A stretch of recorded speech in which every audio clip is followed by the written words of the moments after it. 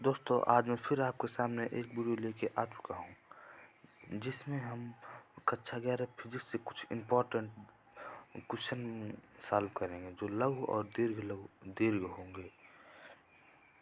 पहला क्वेश्चन हमारा, समीकरण की शुद्धता की जांच कीजिए बीमी विधि से। t बराबर 2 pi under root l upon g. तो t की बीमा होती, समय की बीमा होती t, l यानी लंबाई की बीमा होती l, g यानी गुरुत्वीय त्वरण की बीमा होती है Lt-2। यदि हम दोनों पक्षों की बीमा रखने पर, दोनों पक्षों के हल करने के बाद दोनों पक्षों की बीमा समान ले आते हैं तो फिर समीकरण शुद्ध है, अन्यथा की स्थिति में शुद्ध नहीं है। तो जब हम दोनों पक्षों में बीमा रखने पर टी की बीमा टी रख देंगे, 2 पाई, यह गणितीय रूप है, इसको हटा देते हैं। इसकी बीमाहीन राशि है, यह एक बीमाहीन राशि है। अंडर रूल लंबाई की बीमा यल होती है तथा गुरुत्वीय त्वरण की बीमा Lt-2 होती है। जब हम हल करेंगे तो यल से यल काट देंगे और t बराबर under root T square T2। जब नीचे माइनस का था ऊपर जाएगा तो प्लस का हो जाएगा। तो 2 को अंडर रूट से काट देंगे, t बराबर t आता है यह RHS बराबर LHS।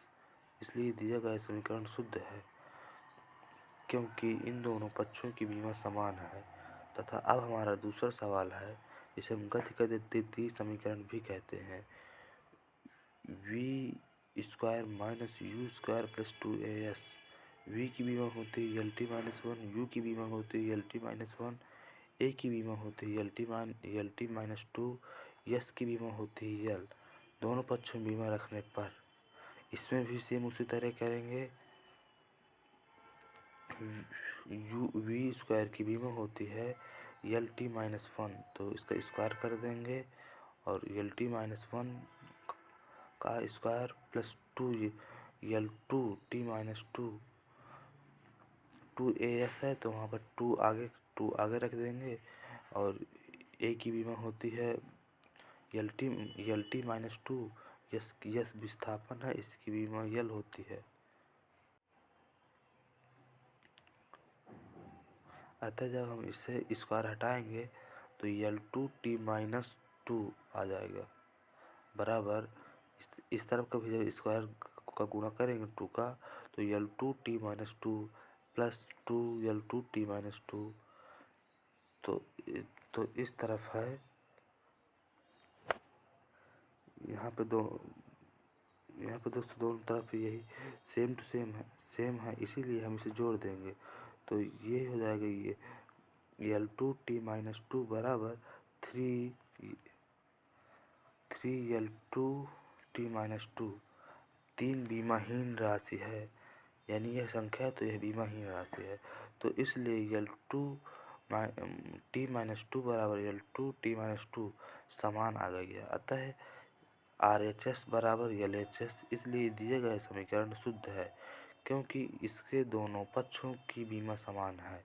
अब हमारा दूसरा क्वेश्चन है, सदिश राशि तथा अदिश राशि में अंतर लिखिए। सदिश राशि के अंतर पहले देखेंगे, फिर बाद में अदिश राशि पढ़ेंगे। सदिश राशि को व्यक्त करने के लिए परिमाप एवं दिशा दोनों की आवश्यकता होती है। अदिश राशि को व्यक्त करने के लिए केवल परिमाप की आवश्यकता होती है। सदिश राशि को गणितीय नियमों से नहीं हल किया जा सकता, अदिश राशि को गणितीय नियमों से हल किया जा सकता है। तथा इसके अंतर का तीसरा पॉइंट है, सदिश राशि को दिखाने के लिए ऊपर तीर का निशान लगाते हैं तथा अदिश राशि को साधारण अक्षरों से दिखाया जा सकता है। सदिश राशि के उदाहरण हैं आघूर्ण, संवेग, बल, विस्थापन, त्वरण आदि। अदिश राशि के विस्थापन है ऊर्जा, शक्ति, कोण, ताप, विद्युत विभव, आयतन, घनत्व, दाब आदि। तथा हमारा तीसरा क्वेश्चन है, 1 न्यूटन में कितने डायन होते हैं? मात्रक पद्धति द्वारा बीमी विधि से हल कीजिए। तो 1 न्यूटन बराबर क्वेश्चन मार्क डायन। तो हम इन्हें N1 U1 N2 V2 मान लेते हैं। 1 न्यूटन है यमकेश पद्धति का मात्रक तथा डाइन है सीजीएस पद्धति का मात्रक। इसका सूत्र होता है n2 बराबर n1 u1 अपॉन u2। बल की बीमा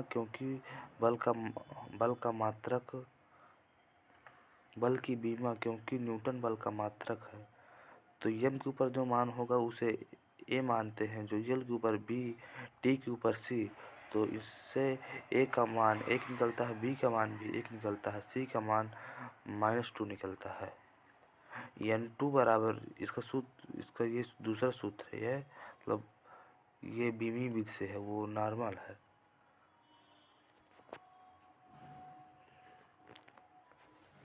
तो इसका ये वाला सूत्र नॉर्मल सूत्र है, जो ये वाला सूत्र है यह बीमी विधि से सूत्र है, इसलिए हम इस वाले सूत्र पर सवाल को लगाएंगे। n2 बराबर n1 m1 अपॉन m2 के power a l1 upon l2 के power b second upon second के पावर c।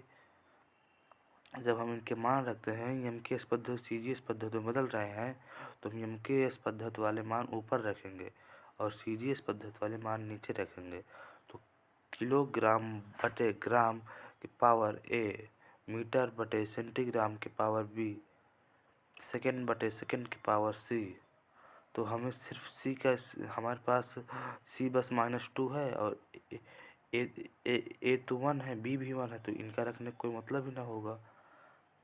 तो हम 1 किलोग्राम में 1000 ग्राम होते, तो इसलिए 1000 ग्राम बटे ग्राम, एक मीटर में 100 सेंटीमीटर होते, इसलिए 100 सेंटीमीटर बटे सेंटीमीटर, सेंटीमीटर कट जाएगा, ग्राम से ग्राम कट जाएगा, और इस तरफ सेकेंड से सेकेंड कट जाएंगे, तो -2 ऐसे भी चला जाएगा जो पावर में था। तो 1000 को हम 10 के पावर 3 लिख सकते हैं, और 100 को हम 10 के पावर 2 भी लिख सकते हैं। तो गुणे में घाते जुड़ते हैं, इसलिए 10 के पावर 5 हमारे इसका फाइनल आंसर होगा। तो 1 न्यूटन बराबर 10 के पावर 5 डाइन होते हैं। 1 जूल में कितने अर्ग होते हैं, मात्रक पद्धति द्वारा बीमी विधि से हल कीजिए। तो 1 जूल बराबर क्वेश्चन अर्ग लिख देते हैं। तो इसको भी सेम उसी तरह ही हल करेंगे। मैं आपको इसको भी एक बार बता दे रहा हूँ। 1 जूल बराबर क्वेश्चन मार्क अर्ग, तो n1 u1 n2 v2 मान लेते हैं। तो n2 बराबर n1 u1 अपॉन u2। यह जूल कार का मात्रक है, इसलिए कार की बीमा होती है m l2 t -2। n2 बराबर, इसे बीमी विधि से ही हल करना है, तो इसलिए ये सूत्र लगेगा n2 बराबर n1 m1 अपॉन m2 के power a l1 upon l2 के power b second upon second के पावर c। इसका भी हम a b c का मान निकाल लेंगे। m के पावर 1 है तो a का मान 1 हो जाएगा, l के पावर 2 है तो b का मान 2 हो जाएगा, t के पावर -2 है तो c का मान -2 हो जाएगा। तब हम इसका मान रखने पर इसको भी किलोग्राम बटे ग्राम के पावर a, मीटर बटे सेंटीमीटर के पावर b, सेकेंड बटे सेकेंड के पावर c। तो 1000 ग्राम बटे ग्राम, ग्राम से ग्राम काट देंगे, 100 सेंटीमीटर बटे सेंटीमीटर, इसके पावर 2, सेकेंड बटे सेकेंड के पावर -2, तो इसका तो कुछ मतलब होगा नहीं। तो 1000 को लिख सकते हैं 10 के पावर 3 गुणे 10 के पावर 2 गुणे 2, तो यह आ जाएगा 10 के पावर 7। तो 1 जूल बराबर 10 के पावर 7 अर्ग होते हैं। गति के तीनों समीकरणों को ग्राफीय रूप से निगमन कीजिए। यह हमारा अगला क्वेश्चन है। मैं आपको कुछ बता दे रहा हूँ जो हमें प्रत्येक क्वेश्चन में काम देंगे। जैसे ये वाला पूरा हर क्वेश्चन में काम देगा, ये भी पूरे हर क्वेश्चन में, ये वाला ग्राफ हमें प्रत्येक क्वेश्चन में काम देगा। इसलिए आप इसको एक बार अच्छे से देख लीजिए, और मैं उस सर्फ तो मैं ही बता दे रहा हूँ। प्रारंभिक वेग u, अंतिम वेग v, त्वरण a, विस्थापन या समय t, इनको इससे प्रदर्शित करते हैं। ये जो ग्राफ है हमारे ग्राफ में जो ये वाली दूरी है यहाँ से, तो ये v है, नहीं u है, और जो ये वाली दूरी है ये v है। ये हमारा समय का x अक्ष पे समय है, y अक्ष पे वेग है। तो पहले हम गति का प्रथम समीकरण हल करेंगे, फिर द्वितीय हल करेंगे, फिर तृतीय हल करेंगे। तो गति का प्रथम समीकरण होता है v बराबर u प्लस at। तो v है यहाँ पे, देख लीजिए दोस्तों, v है यहाँ पे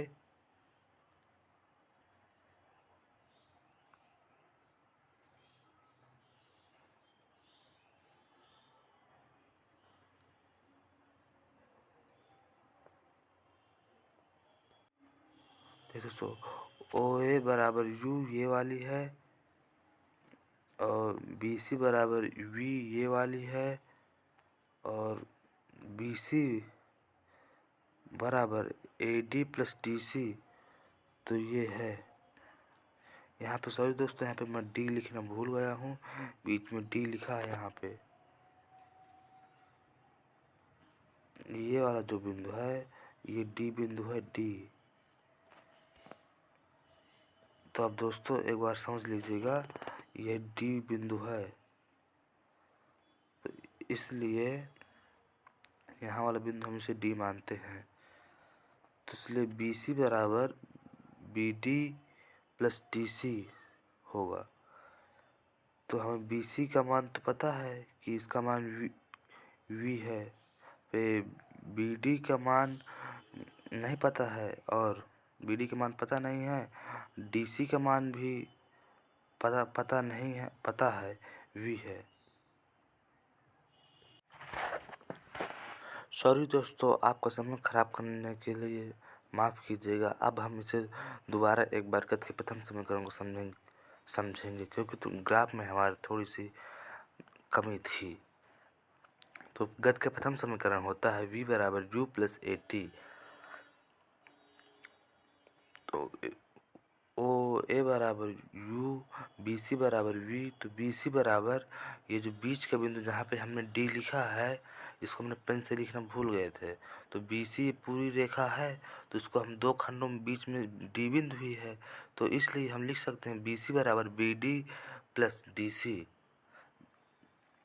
तो बी सी का मान तो हमें पता है v होता है, और डी सी का मान भी पता है कि u होता है, क्योंकि ये इस तरफ लिखा है यहाँ पे। अब दोस्तों हमें बी डी का मान ज्ञात करना है। तो हमें बी डी का मान ज्ञात करने के लिए हम त्वरण बराबर होता है वेग परिवर्तन बटे समय। तो जो वेग परिवर्तन है तो वह बी डी है,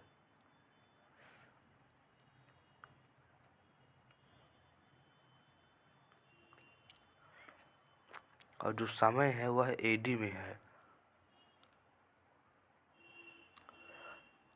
यह दोस्तों हम ऊपर के इस त्रिभुज से है ज्ञात कर रहे हैं, इस वाले त्रिभुज से इसे है। तो हम बी डी का मान तो हमें ज्ञात नहीं है, बी डी का मान हमें ज्ञात नहीं है, और इस ए डी का मान ज्ञात है कि टी है नीचे से यहाँ से। तो इसलिए हम ए डी बराबर टी लिख सकते हैं, लेकिन बी डी बराबर कुछ नहीं। तो जब हम इसका गुणा करा के ए टी बराबर बी डी लिख सकते हैं, तो हम बी डी का मान ए टी रख सकते हैं। हमने यहाँ इक्वेशन नंबर फर्स्ट माना था इसे, तो यहीं पे हम इसे इक्वेशन नंबर फर्स्ट में रख देते हैं, बी डी का मान ए टी। तो जब हम ए टी रखेंगे तो हमारा गति का प्रथम समीकरण आ जाएगा v plus A T plus you, नहीं, u बराबर ए टी प्लस यू।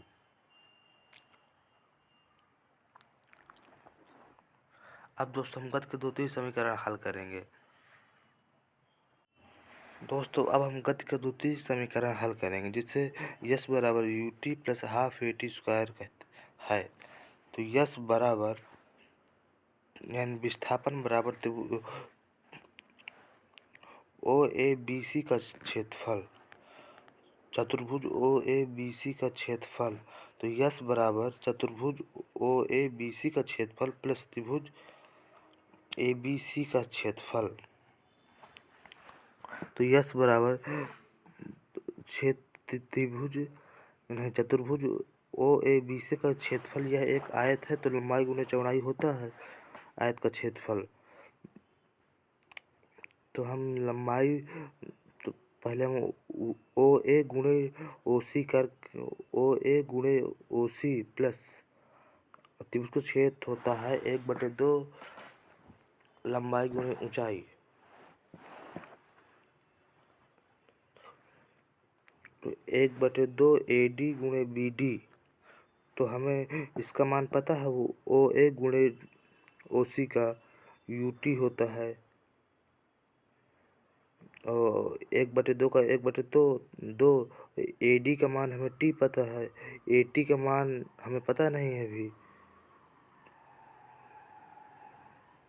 नहीं, BD का मान होता है 80, तो हम उसी तरह रख देते हैं इस समीकरण में। तो यस बराबर UT plus half AT square. यहाँ 2T है तो 2T का गुणा करा के AT स्क्वायर कर देते हैं। और BD का मान हमने पहले समीकरण में AT ज्ञात ही किया था। अब गत के तृतीय समीकरण लगाएंगे। वी स्क्वायर बराबर यू स्क्वायर प्लस 2AS। तो इसमें यस बराबर समलंब का क्षेत्रफल, यस बराबर हाफ गुणे यच गुणे समांतर भुजाओं का योग। तो यस बराबर 1/2 OA गुणे OA प्लस BC का योग। तो यस बराबर हाफ T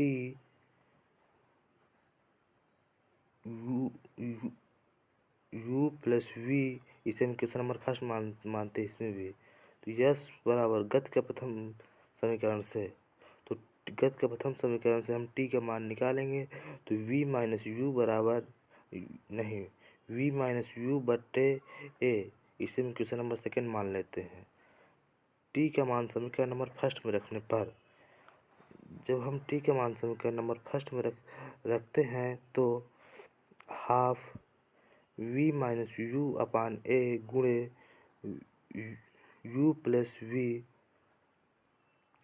तो हमने मैथ में सूत्र पढ़ा है A माइनस बी गुणे A प्लस बी बराबर होता है A square minus B square. यहाँ पे भी हम वही सूत्र को लगा देंगे। तो यस बराबर half V square minus you square upon A। तो हम V square minus you square को उस दूसरे पक्ष में ले जाएंगे और 2A का यस के साथ गुणा करा देंगे। तो बन जाएगा V square minus you square plus 2A नहीं बराबर 2AS। तो इसको हम सही रूप से रखने के बाद V square plus you square plus 2AS हमारा आंसर आ जाएगा। कार्य ऊर्जा प्रमेय लिखिए। अगला क्वेश्चन हमारा कार्य ऊर्जा प्रमेय लिखिए और सिद्ध कीजिए। इस प्रमेय के अनुसार किसी वस्तु पर लगाए गए बल द्वारा किया गया कार्य वस्तु की गतिज ऊर्जा के परिवर्तन के बराबर होता है। इसमें पहले हम न्यूटन का प्रथम नियम लगाएंगे, नहीं न्यूटन का द्वितीय नियम लगाएंगे, जिससे F बराबर ma निकलेगा। अतः बल द्वारा किया गया कार्य W बराबर Fs। तो F का मान हम पहले ma निकाल चुके हैं, तो इसलिए W बराबर mas। इसे हम क्वेश्चन नंबर फर्स्ट मान लेते हैं तथा गत का तृतीय समीकरण लेते हैं। V स्क्वायर बराबर यू स्क्वायर प्लस 2AS। तो AS का मान निकालते हैं, तो AS का मान निकालने पर V square minus you square upon 2। जब हम इस पर करने गुणा करेंगे तो V square minus you square plus 2AS आ जाएगा। तो हम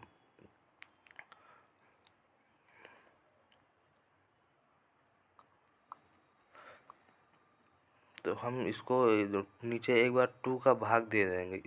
हमें सिर्फ AS का मान चाहिए, इसलिए हम 2 का भाग दे देंगे। तो V square minus V you square upon 2 बराबर AS। तो AS का मान हमने यहाँ से पहले ही निकाल लिया है, ये वाला क्वेश्चन नंबर फर्स्ट। W बराबर MAS। तो हम यम को रख देंगे, उसी तरह ही AS का मान रख देंगे। तो W बराबर यम v square upon 2 minus V you square upon 2। तो जब हम इसका मान निकालेंगे तो आएगा W बराबर half M u square minus half MV square. W जहाँ होता है किए गए कार्य, हाफ mu स्क्वायर होता है प्रारंभिक गतिज ऊर्जा तथा हाफ mv स्क्वायर होता है अंतिम गतिज ऊर्जा। और हमारा अगला क्वेश्चन है कि सिद्ध कीजिए कि लेंटा बराबर थीटा व टेन थीटा बराबर म्यू एस। तो हम पहले टेन थीटा बराबर म्यू एस सिद्ध करते हैं। तो हम एक आयताकार, आप ये वाले ग्राफ को एक बार अच्छे से देख लीजिए।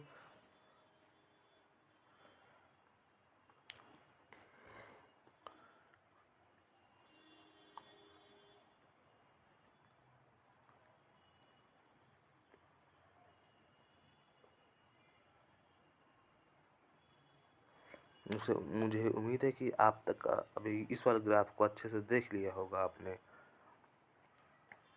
जहां हम एक आयताकार वस्तु लिए हैं। ये जो वस्तु है आयताकार, ये जो डॉटेड लाइन से बनी है, और आर जो ये है, तो ये पे आर अभिलंब प्रतिक्रिया बल है, अभिलंब प्रतिक्रिया बल, या फिर स्थैतिक घर्षण है।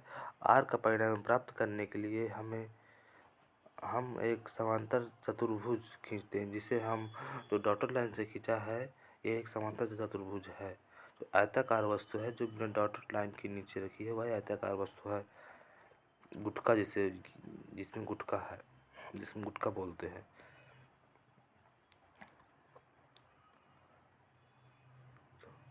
समांतर चतुर्भुज ओ ए सी बी की हम रचना कर देते हैं। तो त्रिभुज ओ बी सी में टेन लेंटा बराबर B C upon O B, तो ओ ए बटे ओ बी के ओ बी है। क्योंकि यह समांतर चतुर्भुज है इसलिए इसके आमने सामने की भुजाएं बराबर होती हैं। तो टेन लेंटा बराबर ओ ए का मान एफ एस हम लिख सकते हैं, और ओ बी का मान आर लिख सकते हैं। इसलिए और F S upon R mu के बराबर होता है। तो इसलिए टेन लेंटा बराबर म्यू हो जाएगा, टेन थीटा बराबर म्यू हो जाएगा। सॉरी दोस्तों, यहाँ पे ये लेंटा नहीं थीटा होगा। अब हमें दूसरा सिद्ध करना है लेंटा बराबर थीटा। तो घर्षण कोण म्यू बराबर टेन लेंटा और विराम कोण म्यू बराबर टेन थीटा। तो हम जब टेन लेंटा बराबर टेन थीटा लिखेंगे तो टेन से टेन काट देंगे और लेंटा बराबर थीटा आ जाएगा। हमारा अगला क्वेश्चन है कि सिद्ध कीजिए कि प्रक्षेप का पथ परवलयाकार होता है। तो हम तिर्यक प्रक्षेप के लिए सिद्ध कर रहे हैं। अगर आपको क्षैतिज प्रक्षेप में चाहिए तो मैंने दूसरा वीडियो बना रखा है, आप उसको प्लीज़ जाकर एक बार देख लीजिएगा। तो क्षैतिज प्रक्षेप के लिए क्षैतिज गति के लिए सिद्ध करेंगे, जहाँ हम यू एक्स बराबर यू कॉस थीटा, ए एक्स बराबर, पहले हम क्षैतिज गति में एक्स बराबर 0, तो हमारा समीकरण है एक्स बराबर u x t plus 1/2 a x t square. X बराबर u cos theta t plus half, जहाँ हमने ए एक्स का मान हमने आपसे ऊपर ही बता दिया था कि 0 है, इसलिए यह पूरा पद ही, इसलिए यह पूरा इतना ही 0 हो जाएगा। से यहाँ से हम जब टी का मान निकालेंगे तो x upon u cos theta निकलेगा। एक बार जब हम पहले क्षैतिज गति में निकाल लेते हैं, अब ऊर्ध्वाधर गति में निकालते हैं। तो ऊर्ध्वाधर गति में यू वाई के लिए वाई साइन थीटा तथा ए वाई के लिए जी, जो यहाँ पर गुरुत्वीय त्वरण है। समीकरण y बराबर u y t plus 1/2 A y t square. तो हम इसमें भी मान रखेंगे इसका, तो मान रखने के बाद आएगा y बराबर u sine theta into t plus 1/2 g square. तो हम t का मान रखेंगे तो हमें y बराबर sine theta x upon u cos theta plus 1/2 minus g x हाँ, x square upon v square u square cos square theta.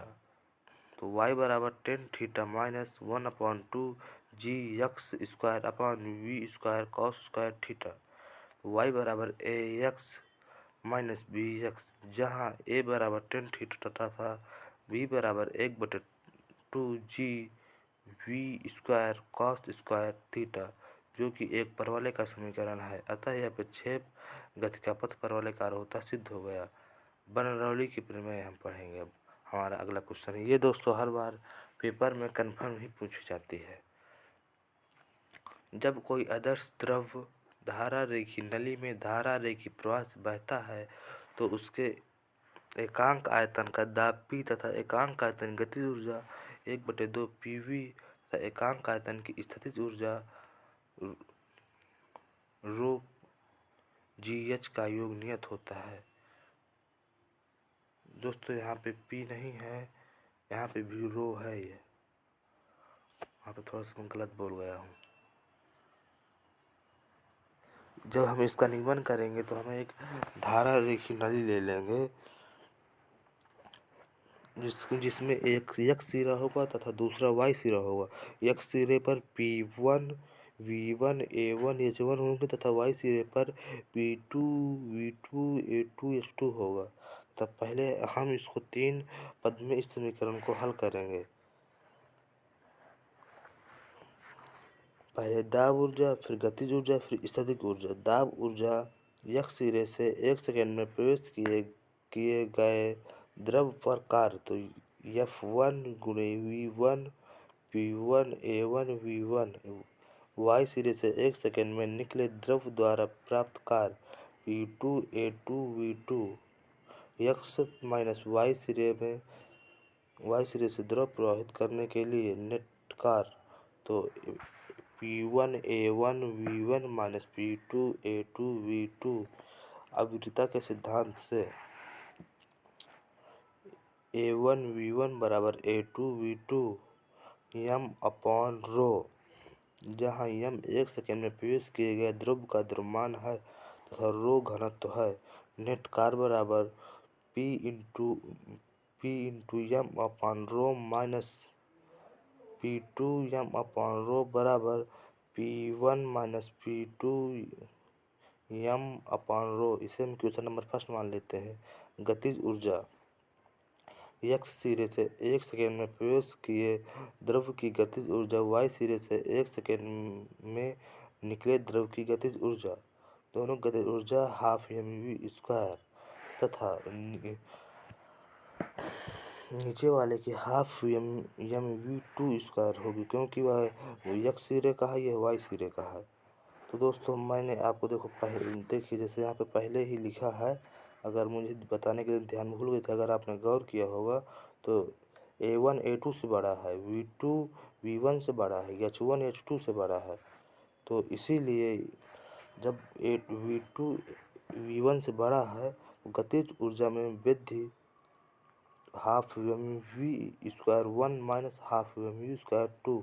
तो हाफ यम कॉमन ले लेंगे, m v square 1 minus v square 2।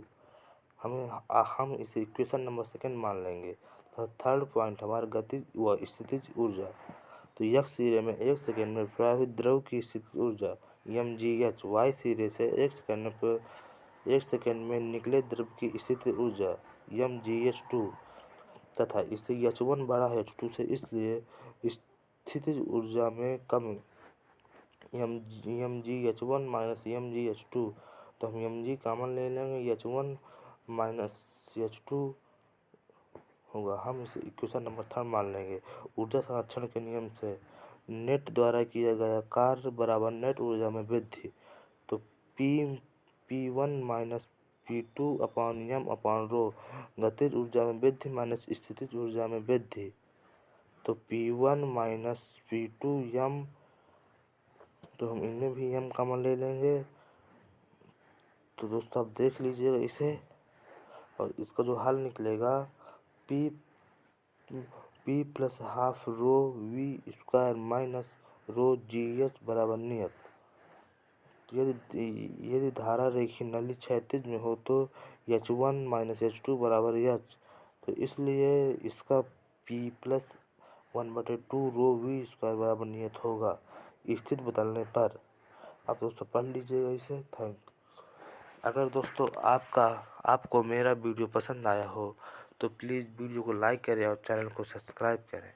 ये दोस्तों आप ऐसे और भी वीडियो चाहते हैं तो प्लीज़ कमेंट बॉक्स में कमेंट करें। थैंक यू दोस्तों। प्लीज़ दोस्तों सब्सक्राइब कर दीजिए क्योंकि लिखने में इसे बहुत मेहनत पड़ती है। प्लीज़ दोस्तों आप इन क्वेश्चनों को एक बार और देख लीजिए और पढ़ लीजिए।